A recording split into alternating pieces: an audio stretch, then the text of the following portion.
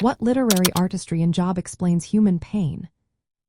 Imagine a story that captures the raw feelings of suffering, confusion, and hope all at once. That's what the Book of Job does through its powerful use of words and structure. It's not just a story, it's a carefully crafted piece of literature that helps us understand human pain better. The book is written as Hebrew poetry, which makes the emotions feel intense and real. Job's laments and speeches are full of feelings like grief and anger, showing us that suffering isn't simple or easy to explain. The poetic language allows readers to feel the depth of Job's pain, making it more than just words on a page. The story also uses a cosmic scene where God and Satan discuss Job's suffering. This heavenly courtroom shows us that pain isn't always punishment for wrongdoings.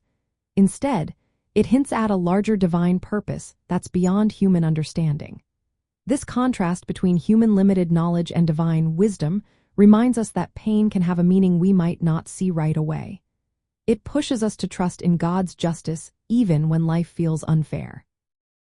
Job's friends debate with him, asking questions and making arguments about why suffering happens. They suggest it's because of sin, but Job questions their ideas. These dialogues challenge simple answers and encourage us to think for ourselves. They show that suffering is complex and often not caused by something we did wrong. This part of the story invites us to wrestle with the problem of pain instead of accepting quick solutions. God's reply to Job uses vivid imagery from nature and creation. It's like a reminder that humans are limited in understanding the universe's vastness.